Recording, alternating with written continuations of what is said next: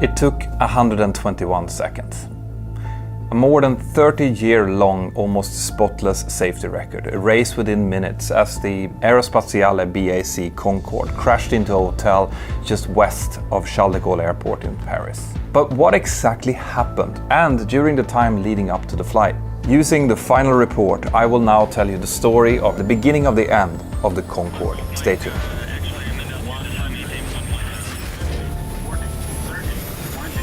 A huge thank you to CuriosityStream for sponsoring this video. Air France flight 4590 was actually a charter flight. It was scheduled to fly from Charles de Gaulle Airport in Paris, France, over towards JFK International in New York, United States.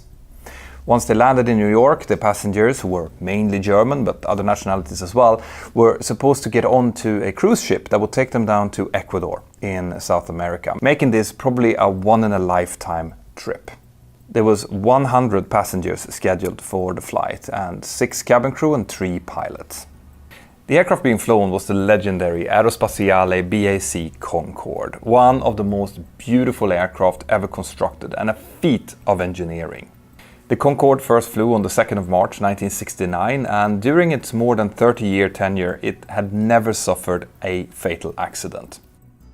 There are a couple of things that you need to understand technically about the Concorde in order for this story to make sense. If we start with the wing design, we've all seen these beautiful pictures of the Concorde flying with their fantastic delta wing. Now, the reason that the engineers used a delta wing for the Concorde is because a delta wing will work well both in the subsonic, transonic and supersonic speed ranges. The issue with the delta wing though is that in order for it to provide enough lift for takeoff and landing, you need to have both a very high speed and also a quite high angle of attack. Just to give you an example, a Boeing 737 would generally take off at a speed of around 140 to 150 knots. The Concorde, on the other hand, needed about 200 knots. And this is really important because those type of speeds would put an enormous stress on the tires being used on the aircraft. In fact, the Concorde, during its 30 years of operation, had 57 tire bursts. 12 of those had caused structural issues with the aircraft as pieces of tire had been thrown up towards the underside of the wing. And in 6 cases, the wing tanks had actually been penetrated. The most serious of those incidents happened back in 1979, where a Concorde taking off from Washington in the United States had a tire burst during takeoff. Pieces of the tire penetrated the lower part of the wing and one of the wing tanks, causing a small fuel leak, and also it brought damages to the hydraulic system, making it impossible to retract the gear. After that incident, a major investigation was launched into the airworthiness of the Concorde, and a lot of recommendations were made, mainly towards strengthening of the tires being used and the protection of the hydraulic systems in the landing gear. But there was also some evaluations about the risk of fire. But the investigation team felt that the amount of fuel that could escape from a fuel leak caused by tire debris was relatively small, hence the risk of fire was very small as well. Another thing that you need to understand about the Concorde is that it has a quite complicated fuel system consisting of 13 tanks, 12 of which is housed in the wings and the body of the aircraft, and a 13th tank that is situated towards the very back of the body. And that tank is used as a trim tank where the pilots can transfer fuel into or out of depending on where they want the center of gravity of the aircraft to be, which is really important, especially during takeoff. The engines on the Concorde were 4 Olympus twin-spool turbojet engines that were situated towards the back of the delta wing, just outside and slightly behind the main landing gear. They had variable air intakes in order to be able to fly in supersonic flight, and they also had secondary air intakes on the lower side, slightly behind the main air intakes, and those air intakes are actually going to play a quite important role in this story. All of the 4 engines also were equipped with full reheat or afterburner capability, giving the aircraft a further 18% of thrust during the takeoff. The flight departed on the 25th of July 2000, and already from the start there were some problems.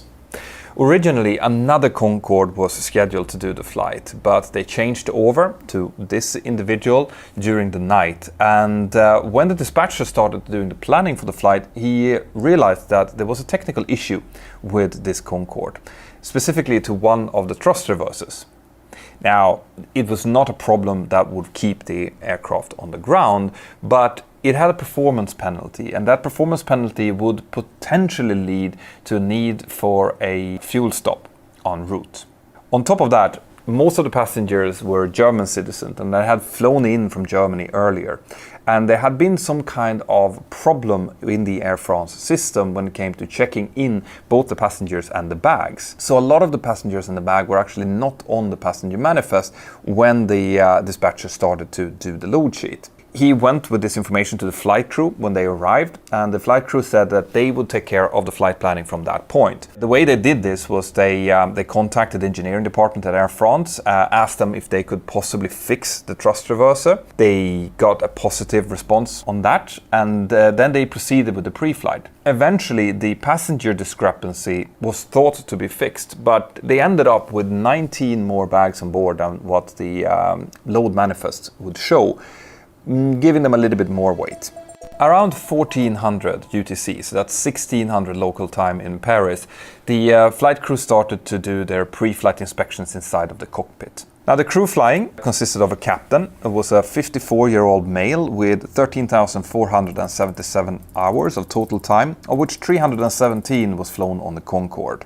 The captain was scheduled to be the pilot flying for this flight, and the pilot monitoring was going to be the first officer. He was a 50-year-old male with 10,035 hours and 2,698 hours on the Concorde, and he was also a simulator instructor on the Concorde.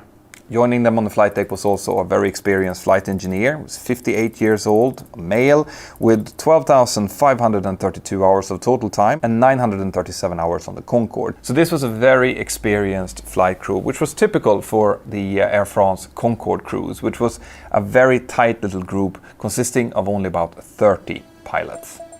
As the flight crew starts preparing the aircraft for flight, the engineer comes back up to them, informing the captain that the thrust reverser is now fully functional, which means that they can upload as much fuel as they need in order to fly directly toward New York. And they settle on a final fuel figure of 95 tons.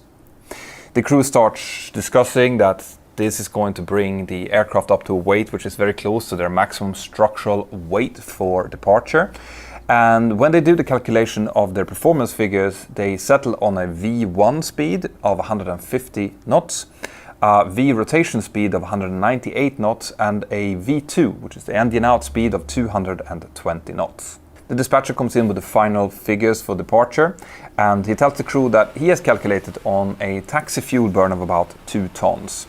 This is later going to turn out to be way too much, but we'll get to that in a second. At time 14:25, everything is ready for departure. The cabin crew has given cabin secure, all of the passengers are seating down, and the flight crew receives their startup clearance. They start up the Concorde engines in sequence 3, 2, and then 4 and 1.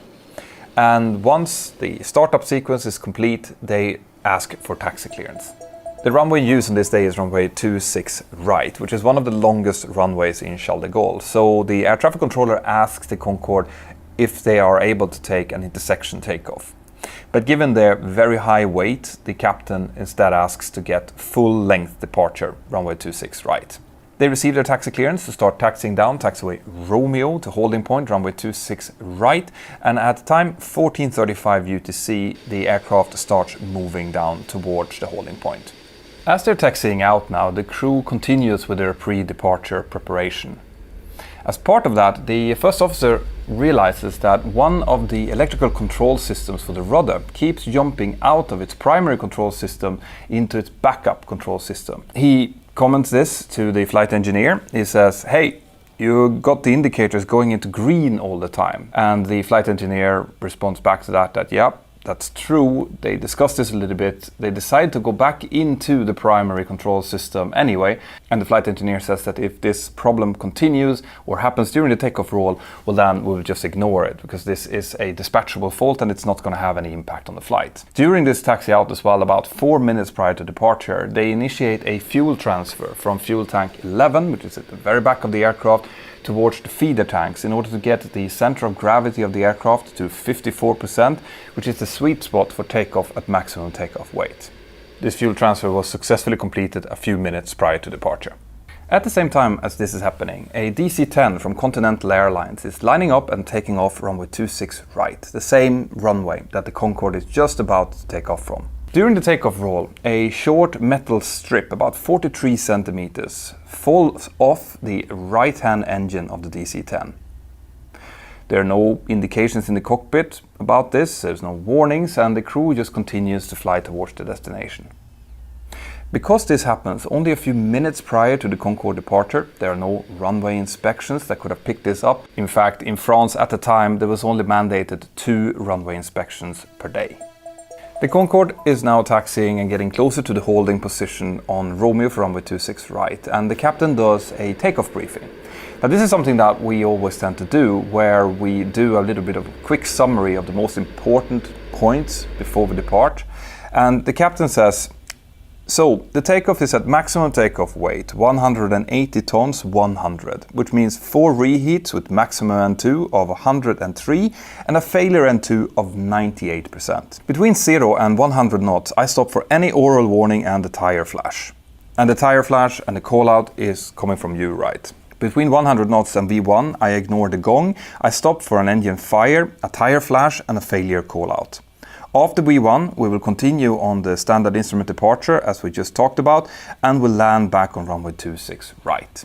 So this is a pretty standard takeoff briefing from a captain. It outlines what the crew are expected to do in case of a rejected takeoff in the low speed regime, which in this case in the Concorde is between 0 knots and 100 knots. They basically stop for anything. The gong that they're referring to is what would be equivalent to a master caution warning in a Boeing. It's just a oral warning that some kind of failure has occurred. It might not be a critical failure.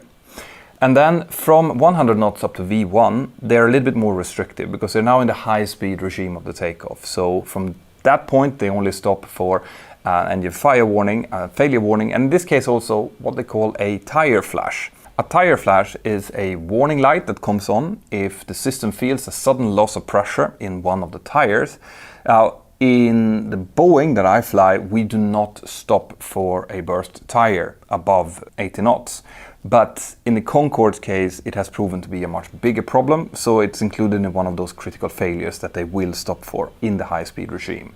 And above V1, they are committed to the takeoff. So all pilots are trained that after V1, if you would reject at that point, you will do a potentially catastrophic runway excursion. So instead, we bring the aircraft into the air, sort out any problem, and in this case, they're discussing coming back to land at a very long runway 26 right again in Paris. But as we're about to learn, the failure that these pilots are about to experience is going to be much more complicated than that.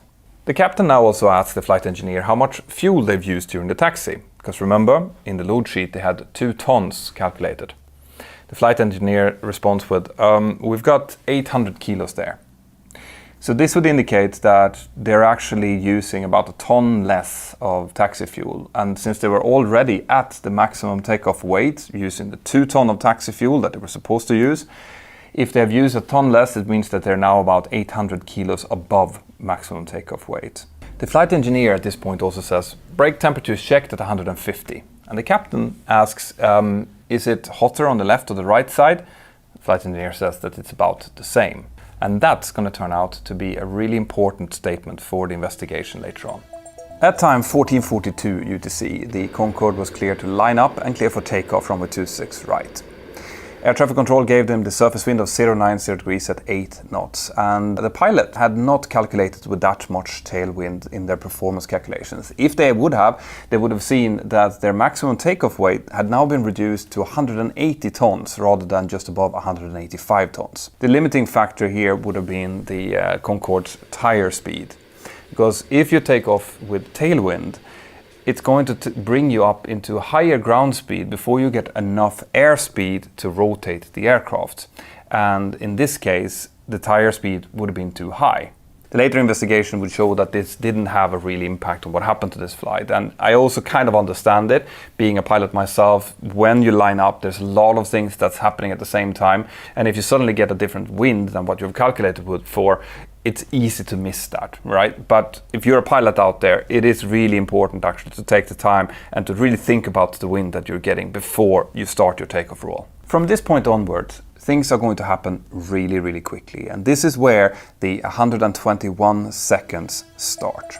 At time 14, 42 and 30 seconds, the captain advances the 4 thrust levels in the cockpit towards takeoff thrust.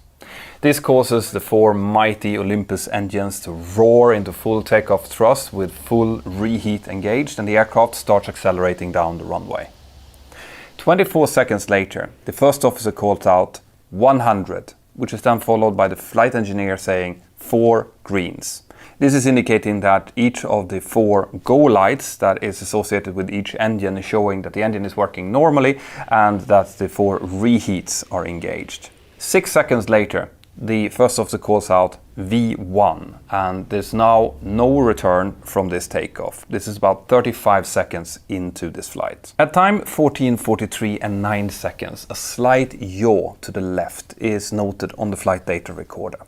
This yaw was not caused by any rudder movement, and at this point, when the aircraft passed about 1700 meters of the runway, they also found pieces of the water deflector from the left-hand main gear.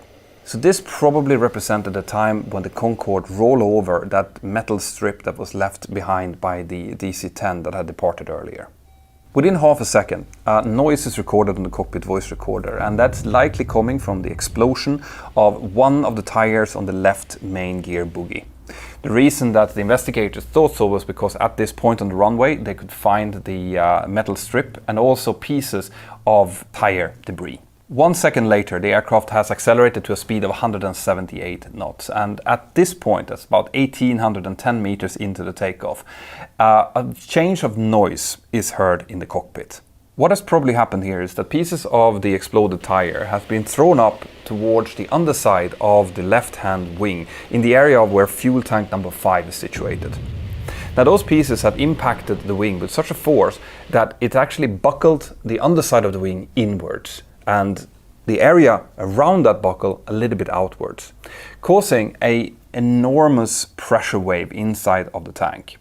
And since this tank was at this moment completely full, that pressure wave didn't have anywhere to go except pushing further on the area of the tank next to where this piece impacted, causing a rupture outwards of the fuel tank.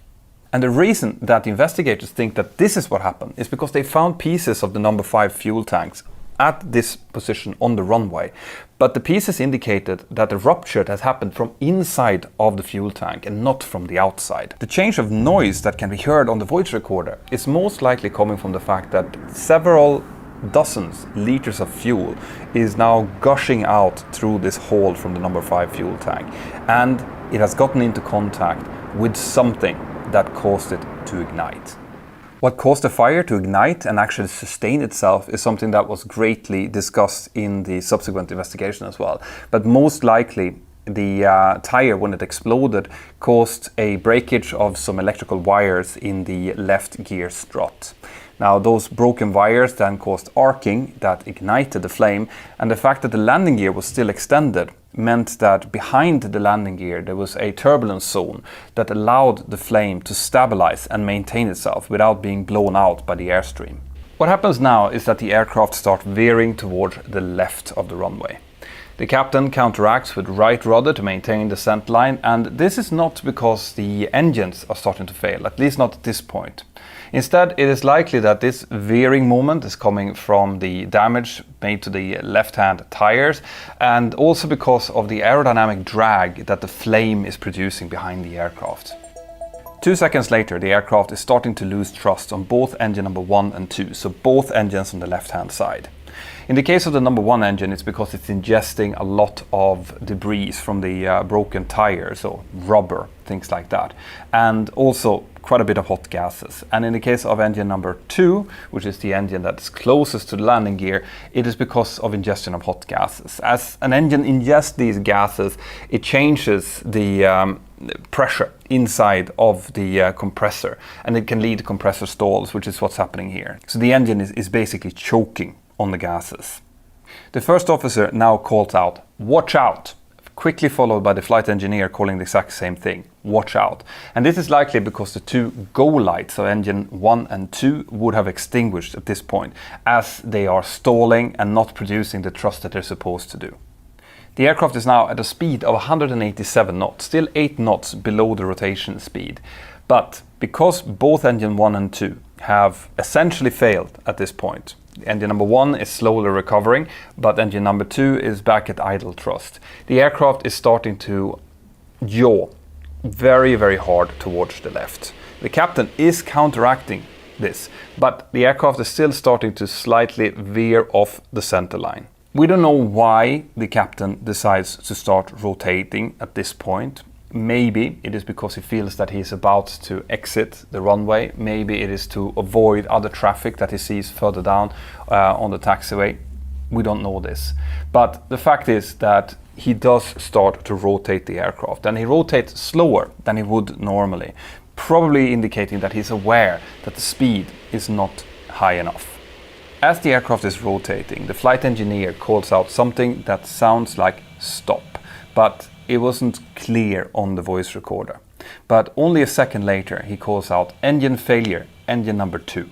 And he's calling only engine failure on engine number 2 because engine number 1 is actually starting to recover from those initial stalls. But as the aircraft continues to rotate and the angle of the nose comes up higher and higher, the airflow changes around the wings, probably causing these hot gases once again to be ingested into both engine number 1 and engine number 2, probably using those secondary engine inlets that we talked about before. And this causes further stalls, which once again reduces the thrust back to near idle on both of these engines.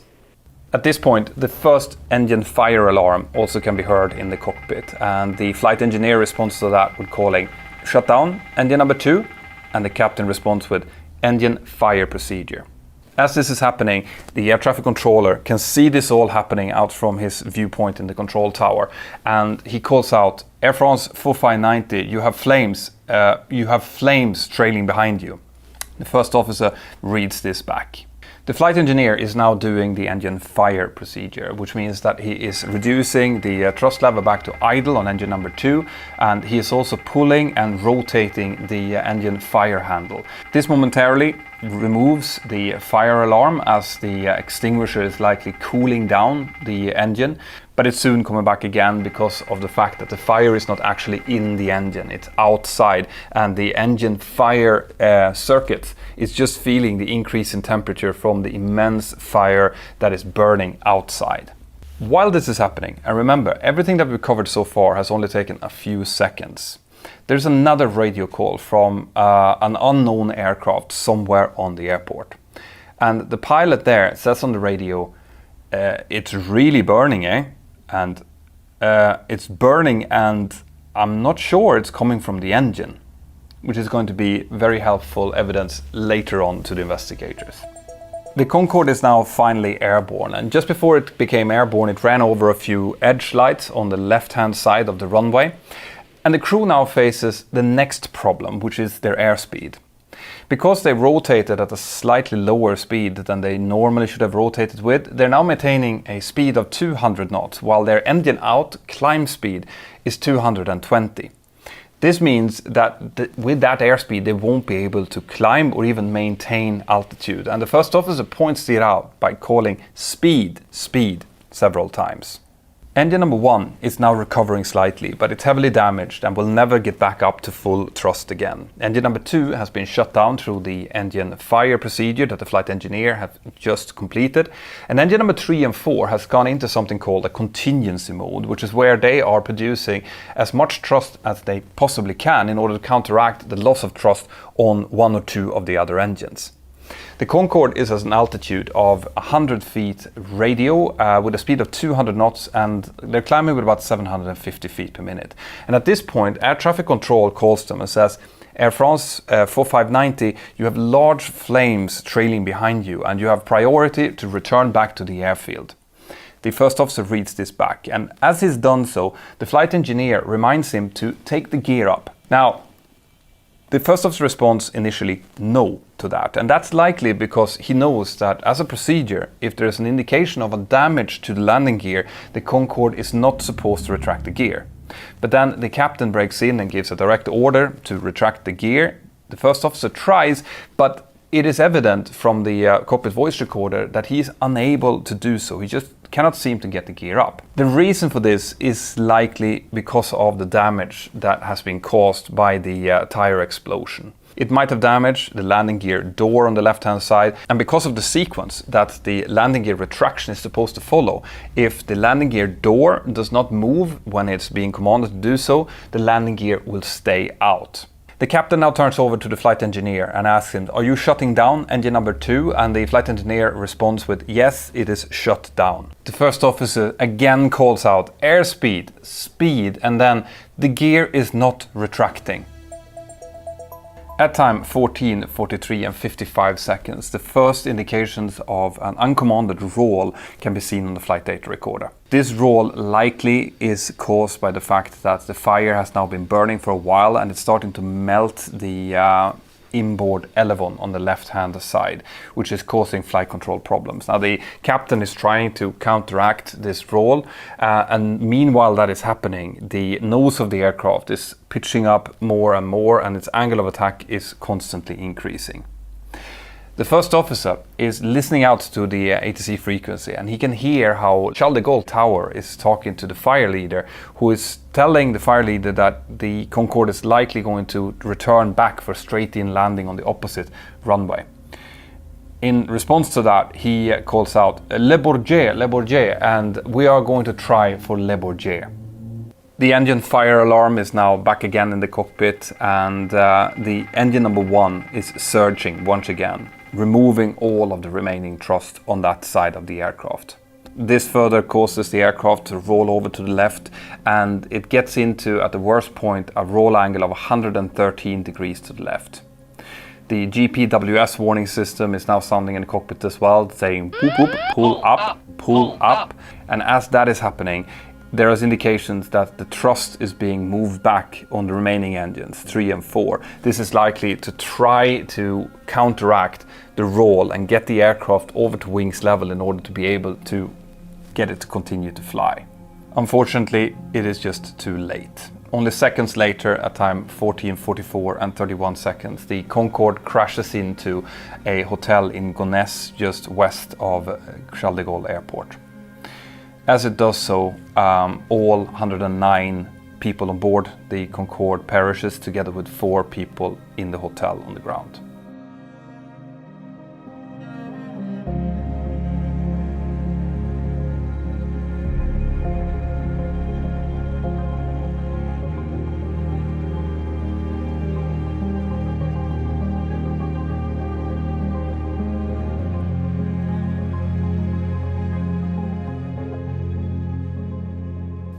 This was an unspeakable tragedy, and start on the air accident investigation started immediately at the crash site. When the investigators started to go through all of the pieces that was left behind the crash, they very quickly found the left landing gear bogie. And when they examined the landing gear bogie, they realized that there was a crucial spacer missing. The function of that spacer was to keep the alignment of the tires on the landing gear bogie, and without that spacer in place, the bogie could actually start to wobble up to 3 degrees in any direction. Now, could that have actually had an impact on the accident sequence? And also, was there anything that the pilots could have done in order to avoid this accident from happening? I'm going to tell you all about what the accident investigation team found out just after this short message from my supporting sponsors. I want to take this opportunity right now to just thank the sponsor of this episode, which is CuriosityStream. And I love to have them on as sponsors because I know that you guys are watching this episode because you, just like me, love nerding out into a great documentary or a non-fictional story. And that's exactly what CuriosityStream is all about. They are a subscription streaming service with thousands of high-quality non-fictional stories or documentaries from some of the best filmmakers in the world. Now, I am watching right now something called Hurricane: The Anatomy. It's a mini-series, and I had no idea that I knew so little about hurricanes. If this sounds interesting to you, then go to curiositystream.com/mentorpilot, use the coupon code MENTORPILOT, and that will give you a whopping 25% off the yearly fee, and that comes down to, wait for it, $14.99 per year, which is just insanely cheap for what you get. So if that sounds interesting, go down, click the link, support me by supporting my sponsors, and enjoy. The first thing that the air accident investigation team started doing when they found out about the missing spacer was trying to find it, because maybe it was somewhere on the crash site. But quite quickly they actually found the spacer in an Air France workshop where the Concorde had undergone some maintenance to that landing gear bogie just a few days earlier. This was a very serious lapse on behalf of Air France, and the investigation team now needed to understand whether or not this missing spacer could have actually caused or aggravated the accident. And the way they went about doing this was they had a look at the performance data of the Concorde. If the landing gear bogie would have started to skew during the takeoff run, or indeed during the taxi out, you would be able to see that on the way that the aircraft accelerated during the takeoff. And also remember how the crew talked about the brake temperature before the takeoff and the fact that it was equal on both sides. Well, that was the first real clue that the landing gear bogie was actually lined well, at least during the taxi out, because if it would have been skewed, that would have had an indication on the brake temperatures, potentially higher on the left-hand side.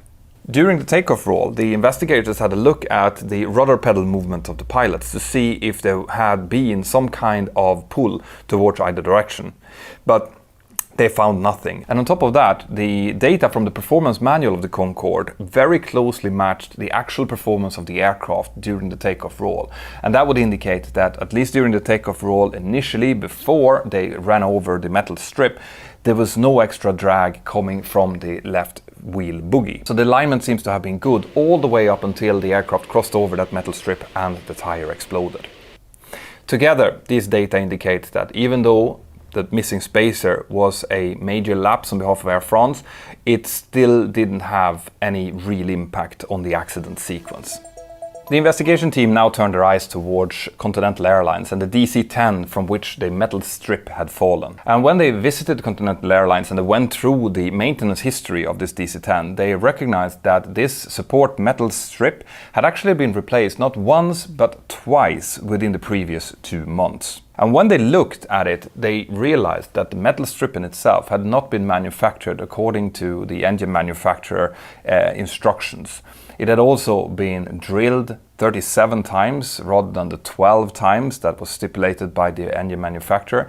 And the metal strip next to it was actually a little bit too long. And that was what was causing this metal strip to be constantly wore down, and probably also the reason that it fell off in the first place. These findings led to quite a lot of litigation and legal issues between the French authorities and Continental Airlines, but we're not going to get into that in this video. Instead, let's have a look at how the pilots performed during these 121 seconds.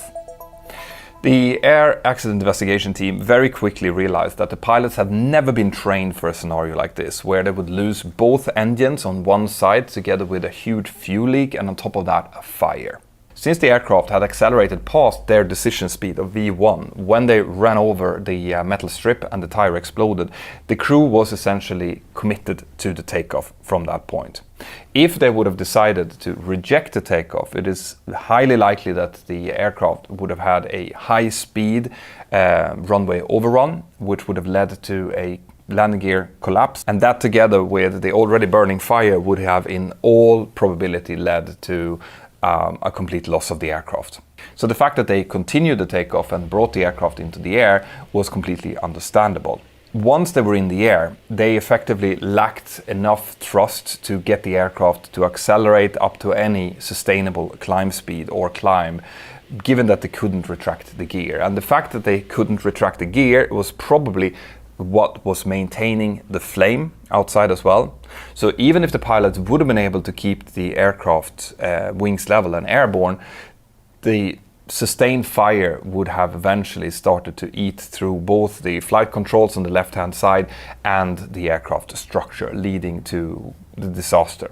So effectively, the investigators said that there was very little to nothing that this crew could have done differently in order to avoid this accident from happening. So in the end, the air accident investigation team concluded that a single burst tire, something that had happened to the Concorde before many times and was likely to potentially happen again, was the cause of this catastrophic and unreversible tragedy. And because of that conclusion, the airworthiness certificate of the Concorde was almost immediately withdrawn until some serious improvements could be done to the structure. These improvements included things like Kevlar lining inside of the fuel tanks to make sure that even if a tire would burst, it wouldn't have these catastrophic consequences. It also included the protection and partial rewiring of electrical wiring inside of the landing gear strut and the wheel well bay. And on top of that, the aircraft needed to be fitted with new burst-resistant NCG Michelin tires, and there were also some other minor improvements that needed to be done to the aircraft. All of this led to the Concorde being grounded for more than a year, and just before it was scheduled to get back into service, the horrible terrorist attacks of 9/11 happened in New York. That had a huge influence on the aviation business worldwide, so it was to become the beginning of the end of the Concorde era. The Concorde continued to fly for another approximately 2 years until British Airways, as the last remaining operator, retired the last Concorde on the 24th of October 2003, marking the end, at least for now, for passenger supersonic flight. I also want to mention here that the UK Air Accident Investigation team had some serious issues with the way that they had been treated by the French investigation team in this effort. The UK team said that they had been denied access to crucial bits and parts of the information. They hadn't been able to investigate some of the debris that was found on the runway until much, much later, and many other points like this. And this is all outlined in an appendix to the final report. Now, if you guys want to see an absolutely hair-raising story about two pilots who pushed their aircraft to its absolute limits during a positioning flights in the US, which had some really serious consequences, well then check out this video up here. Or you can binge watch this entire video series about air crash investigation using this playlist up here.